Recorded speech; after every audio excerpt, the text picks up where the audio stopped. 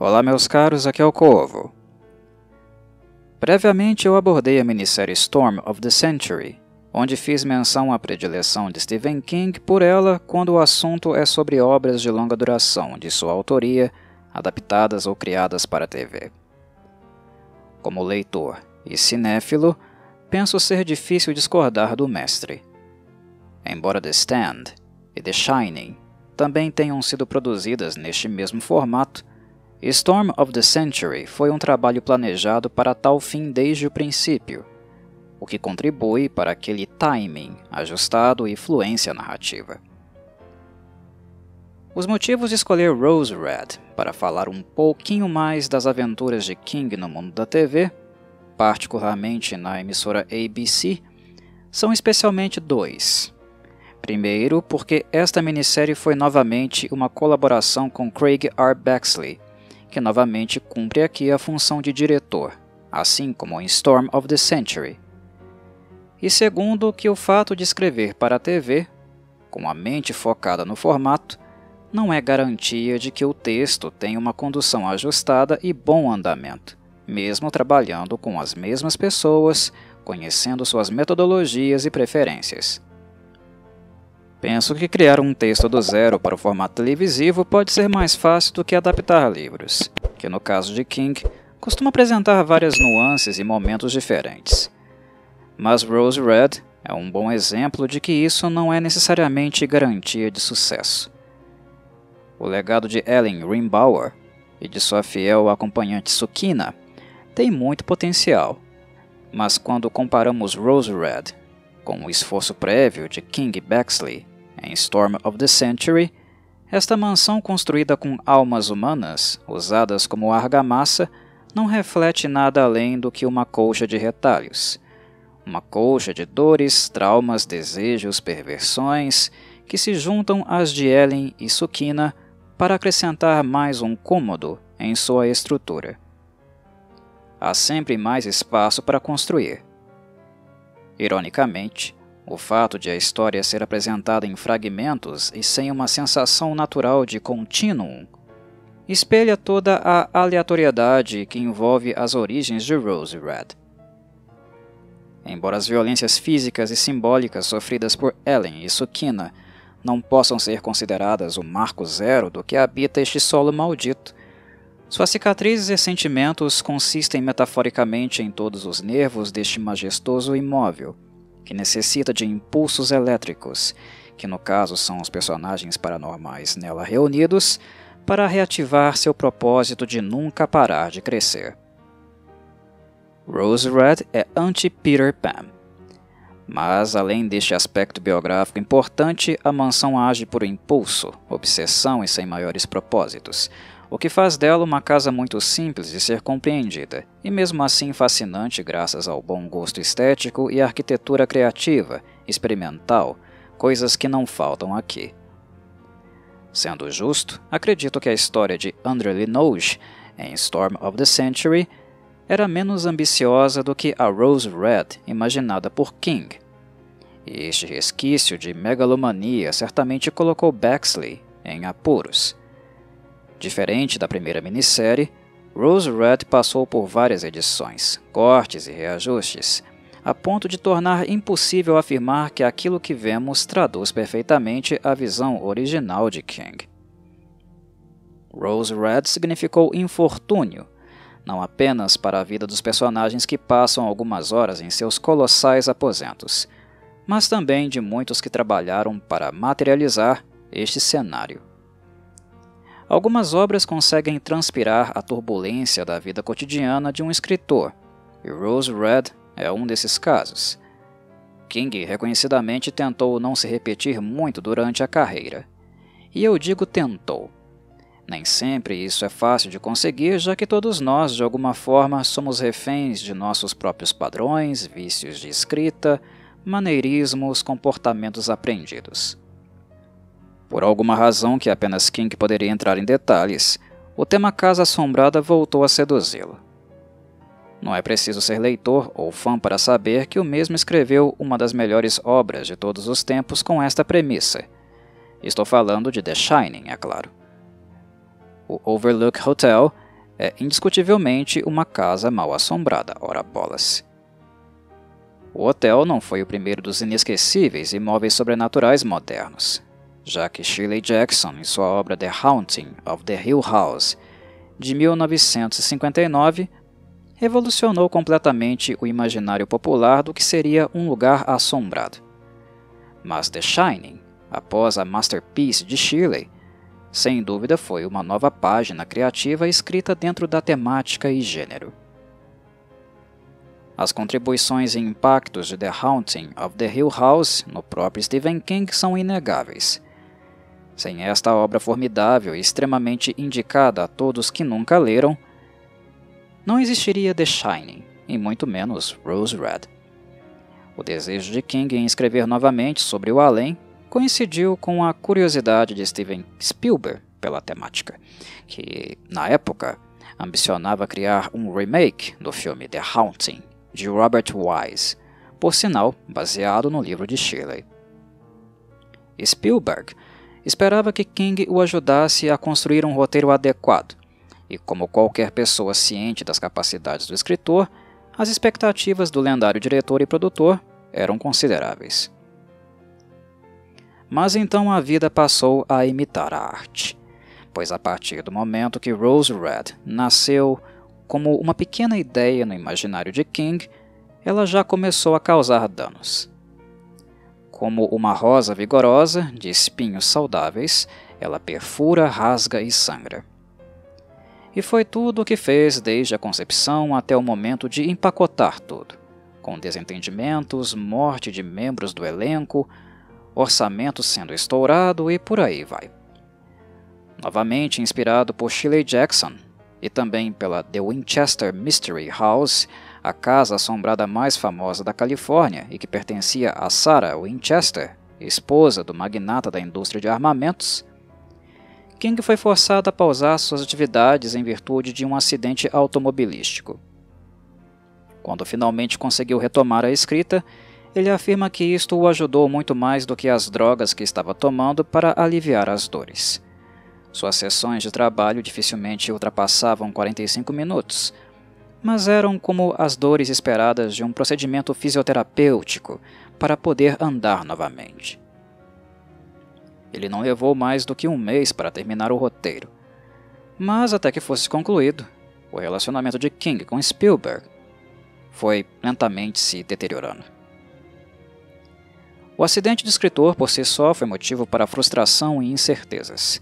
Spielberg é um sujeito de agenda cheia, procurado a todo instante para dirigir ou produzir qualquer coisa que aceite. E embora King afirme que Spielberg confessou o desejo de fazer o filme de casa assombrada mais assustador de todos os tempos, aparentemente o mesmo não estava disposto a esperar que o escritor se recuperasse das lesões. Em pouco tempo, Spielberg já havia saltado do barco, deixando as pretensões do além-túmulo para trás e jogando um balde de água fria em qualquer pretensão de criar um blockbuster para as salas de cinema. É importante mencionar que, mesmo antes da separação, ambos tiveram muitos atritos do ponto de vista conceitual. Spielberg desejava um roteiro mais emocionante, com cenas eletrizantes, enquanto King vislumbrava uma história mais psicológica e com fenômenos sobrenaturais esporádicos. O filme que Spielberg realmente desejava criar é o que nós encontramos na animação Monster House, de 2006, mas obviamente aqui ajustado para o público infantil, e não atemorizante como na sua visão original. Pessoalmente, se for para falar de pretensões originais, penso que tanto King como Spielberg fracassaram retumbantemente. Rose Red não supera The Shining, seja na versão de Kubrick, que King não gostou, seja na minissérie que produziu com Mick Garris.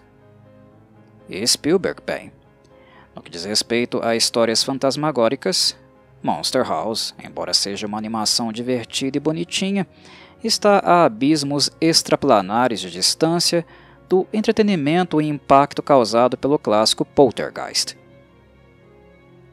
Foram muitos acidentes de percurso e turbulências que impediram que a obra pudesse ser parida na sua melhor versão. Embora Craig Baxley tenha considerado o trabalho a grande experiência de sua carreira, a ponto de dirigir mais um filme sobre Rose Red em 2003, chamado The Diary of Ellen Himbauer, não houve outra pessoa envolvida no projeto com uma estima assim tão grande. A morte prematura do ator David Dukes, que sofreu uma parada cardíaca durante um jogo de tênis, ainda no período de filmagens, é um fato que enluta ainda mais a coleção de infortúnios que só poderiam ser produzidos por uma casa como Rose Red.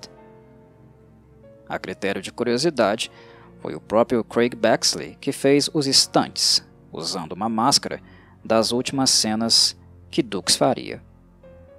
O fato de não se concretizar como filme para as salas de cinema de todo modo não desmotivou King de continuar no projeto.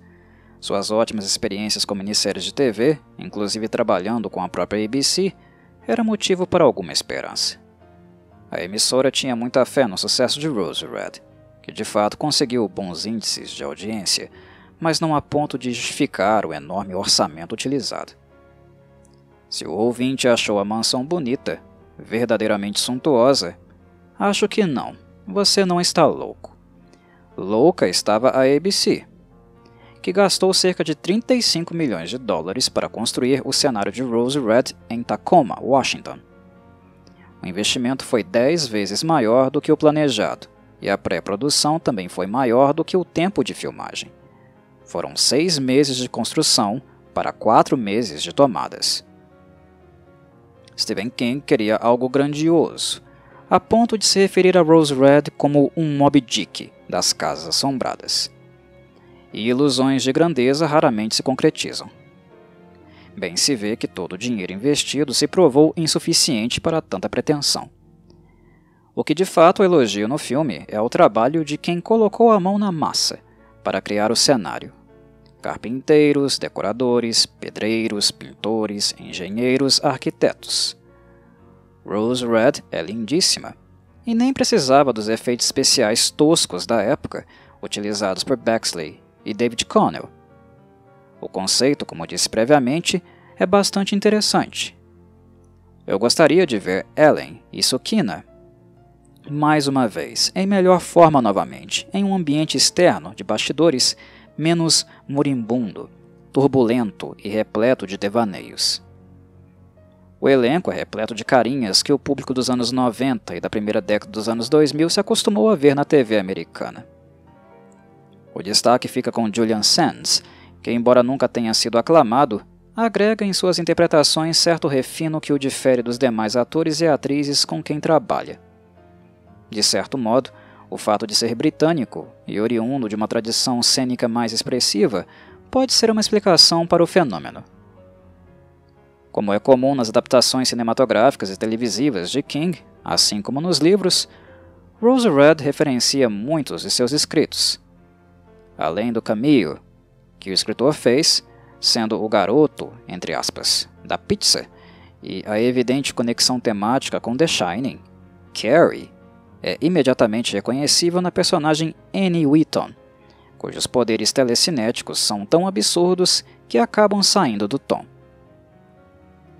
King tem o hábito de exagerar às vezes. Vocês sabem muito bem disso. E quando erra a mão, erra muito. Erra gostoso. Imaginem uma Carrie overpower. Como se Carrie já não fosse overpower o suficiente. Esta é Annie, que pessoalmente não gosto de como é representada. Embora eu adore Carrie, assim como também adoro a primeira adaptação feita para cinema, com Sissy Spacek no papel. Deixar Annie tão absurdamente poderosa limou a importante tarefa de comentar e dramatizar o espectro autista, o que apenas enriqueceria o drama de Rose Red. Penso que o autismo é muito mais importante para a personagem do que suas capacidades sobrenaturais. A primeira hora de Rose Red é sem sombra de dúvidas a melhor porque trabalha pacientemente o background de todos os personagens principais. Mas teria sido de melhor tom manter a conexão com suas histórias de vida ao mesmo tempo em que os horrores da mansão viessem à tona, o que aconteceu algumas vezes, mas de forma insuficiente. Outra referência contida aqui reside no piso de vidro em uma das salas de Rose Red. O conto The Glass Floor, de 1967, foi o alvo da vez. Mas a referência mais interessante é conceitual e retrospectiva, assim penso. A cientista do sobrenatural Joyce Reardon se refere aos paranormais reunidos como velas, e a Annie como um holofote, já que suas capacidades telecinéticas são incomensuráveis. Eles são a luz que supostamente despertará a mansão de seu topor, favorecendo Joyce no seu objetivo de registrar materialmente a existência do além. Essa analogia sobre velas e holofotes foi usada mais uma vez por King posteriormente, mais especificamente em Dr. Sleep. Danny Torrance faz uma colocação muito similar, onde, embora os objetos luminosos e termos mudem, o conceito se mantém o mesmo. No mais, há outras referências que os King maníacos certamente vão perceber. Penso ser contraprodutivo citar todas e menos ainda divertido. No que compete a Rose Red, estou longe de esgotar o assunto, mas definitivamente já passei daquilo que tinha pretensões em comunicar, ou minimamente relembrar. E sendo assim, está na hora de me despedir. Um terno abraço e saudações corvídeas.